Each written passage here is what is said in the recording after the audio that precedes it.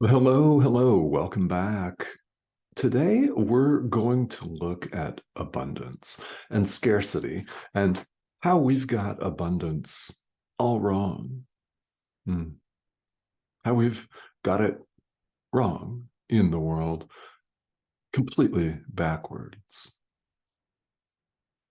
and how we continue to impede our own progress, to get in our own way, whatever verbiage you want to use for shooting ourselves in the foot, for continuing to obstruct ourselves. Yeah, just that. We're looking at this in the context of chapter 4, section 2 of the text of A Course in Miracles, the ego and false autonomy.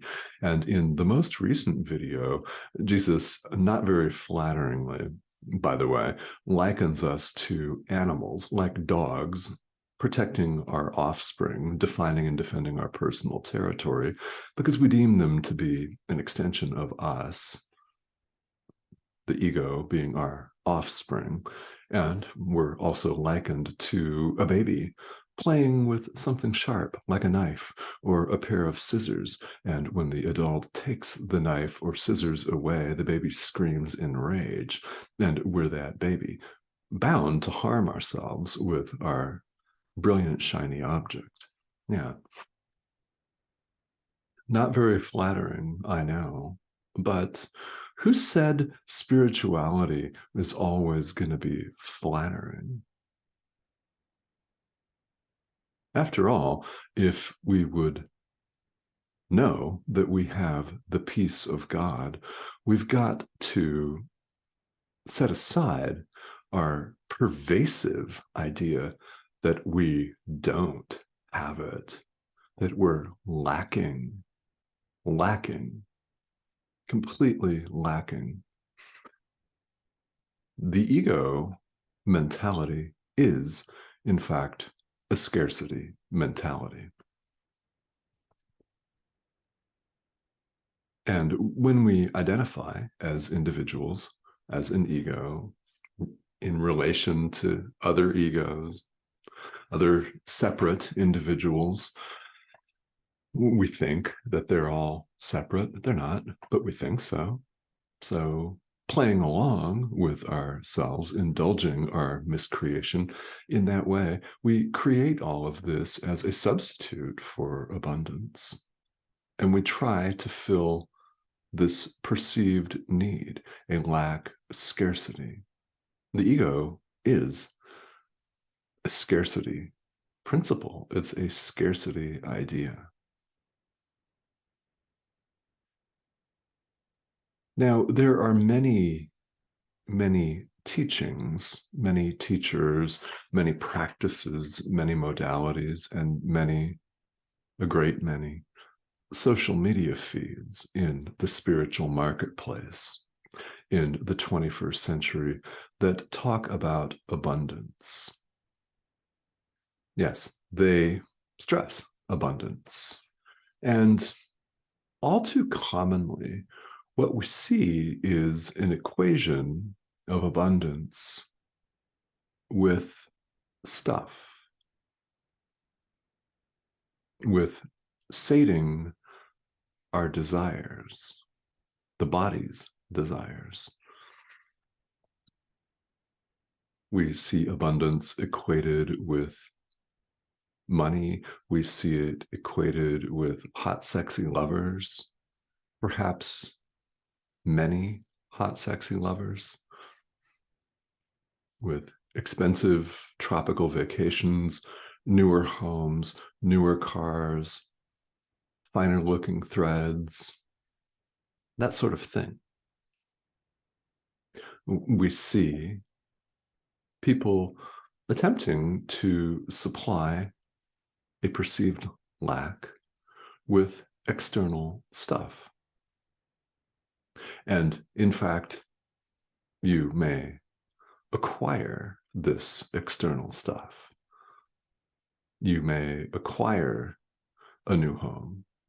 You may acquire a new job or a new career or your beautiful, hot, sexy lover that really turns you on. and a nice bottle of wine. I mean, like a real nice bottle of wine. Saying you may get things like that, but where all of this falls completely short, and it does, it falls completely short of the goal of real happiness, is because external stuff does not bring us lasting happiness. Even the brand new, beautiful home doesn't bring us lasting happiness. Yes, it can make us feel very comfortable for a long period of time. However, what we begin to notice is that it doesn't last. The cracks in the ceiling continue to grow and increase, and things need to be repaired. It incurs weather damage from the sun, from the wind, from rain and snow. You name it. Things start looking shabby. Your hot, sexy lover may not be your hot, sexy lover tomorrow or next weekend or next year.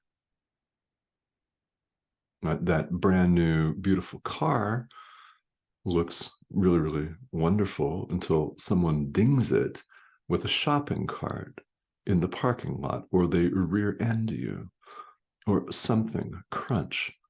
Yes, impermanent.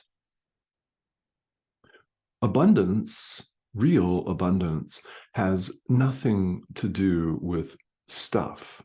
It has nothing to do with physical objects in the world. Abundance is naturally ours. We're lacking nothing. So the attempt to supply a lack with external objects is simply an act of ego clinging and association, which doesn't make us bad. It doesn't make us evil. It doesn't make you evil. It doesn't make me evil. It doesn't make people bad people. The ego, let's all remember, is a mistake. It's a mistake in need of correction. So, do we accept the correction? That's our question here as spiritual practitioners. And the answer is eventually, whether it's today or in your next lifetime, the answer is eventually going to be yes. We accept the correction of the Holy Spirit, the atonement. We accept atonement for ourselves. Remember, we're studying A Course in Miracles here. And if you are practicing or studying other spiritual traditions, this is just as relevant. What we're talking about here is universal spirituality. Why? Because we're all associating with an ego here, and we're all on what we call the path to set it aside. And you can use whatever language you want to use: transcend it, set it aside, leave it behind, walk away from it, that sort of thing. So when we're looking at the ego is completely backwards. It doesn't understand anything, and it certainly doesn't understand the principle of giving and receiving. The ego always gives because it wants to get something in return, feeling completely lacking. When it gives away, when you give something away, you often feel that you're out something. If you give me $50, you're out $50, according to the thought system of the ego. You're $50 poorer. Great job.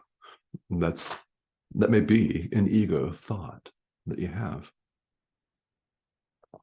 And perhaps not. The ego always sees giving as getting something in return. It's a quid pro quo. In fact, to the ego, it's a negotiation. It's like doing a business deal to the ego. There is someone or something with whom you, as an individual self-sustaining survival unit, negotiate. You negotiate with the other individual self-sustaining survival unit, and everybody's out to sustain themselves. So maybe you reach a satisfactory agreement and maybe you don't. That's what passes for giving here in the world the vast majority of the time. Now, there may be instances where one truly gives, and perhaps you've truly given out of the goodness of your heart, out of love, and expected nothing in return, and that's excellent. Yes, that does exist. What we're talking about here is the general tendency of the world. To give and to receive are, in fact, the same. They're one in truth. To give and to receive are one in truth. That's an idea here from A Course in Miracles. When you give, you're not out anything. Who are you giving something to? Exactly. There is no one out there. If there's no other, then when we give, we also receive. They're one in truth. There is no other, no one out there. So that does mean that there does not need to be any sort of quid pro quo or a negotiation. So what we see is the ego living by comparisons, sense of lack. Somebody has more than I do, I want more. And somebody's lover's hotter and sexier, probably lasts longer than mine, I want more. Someone's bottle of wine is more prestigious than mine, I want a more prestigious bottle. It's that kind of thinking, it's that kind of mentality. And our appetites for whatever it is in the world are getting mechanisms. They're means that the ego has set up for us to get, to acquire. And it's always to sate the desire of the body, because the ego associates the body with its home. But it's really the mind that formulates that desire, isn't it? And if the mind feels it's lacking and that abundance can be gained by a quid pro quo, a negotiation, or an acquiring of physical stuff here in the world, if that's what the mind believes, then the mind's not going to understand real abundance. We are abundant naturally through our creation. This is our nature. It's who we are, and we have everything, not physical stuff, joy, happiness, limitlessness, the peace of God. It's who we truly and really are. So if you're thinking that all of the practices of getting more, call them manifestation practices or abundance practices, all of that, seeking to supply a lack, it's all, in fact, not necessary to our awakening. And in fact, it impedes it. Not saying don't have stuff, pay the light bill. If you want a nice bottle of wine, have a nice bottle of wine. I mean, really. What we're saying here is we are naturally abundant, and abundance is not a matter of getting. It's a matter of allowing. It's a matter of allowing truth to be just as it is.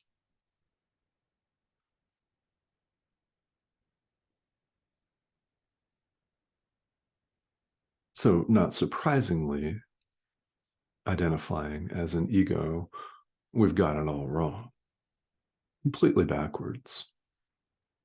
That's not a surprise. What we need time here to work with, to play around with, and to accept and realize is this idea that we're created perfectly, not the physical body. That's not you. Who we really are is completely abundant. And to experience abundance, true abundance, we have only to allow truth to be just as it is. You're not lacking, and you don't have to supply this perceived lack with stuff.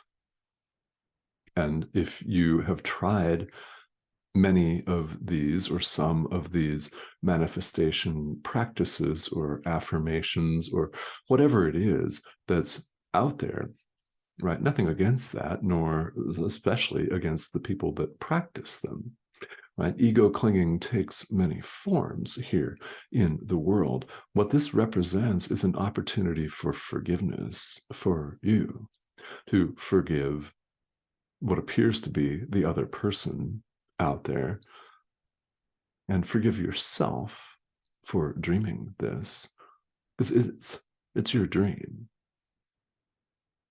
This is what happens for each and every one of us when we practice true forgiveness. There's a recognition involved that there is nobody else out there. There's no one out there. When we forgive, we're forgiving ourselves. Having never been separated, there's no separate brother out there who did anything to us, and there's no lack or scarcity. So that when you feel a lack or scarcity is something to forgive as well, because that in truth does not exist. The ego is something to forgive. And if you have not applied your forgiveness practice to the ego itself, I invite you to do that. Throw it on the pile of stuff to forgive. It's actually a very, very powerful forgiveness opportunity. It is. So again, in this section of the course, we're looking at the pervasiveness of ego clinging. Is it flattering? No, it's not intended to be flattering. What it is intended to do is to get you thinking about what passes for reality in the world and to formulate the wish to have the peace of God. I want the peace of God. That's a workbook idea. I want the peace of God and nothing else. And all of these ideas exist so that we may contemplate it to the point where we are inspired to practice. That, by the way, is why these videos exist, is to inspire you to practice. You're already interested in this material. You're already interested in the pure non-duality of A Course in Miracles, which is very different than many spiritual traditions in this world, isn't it? It is. It's very different. It is far from the only option. So pursue whichever option or options you connect and resonate with.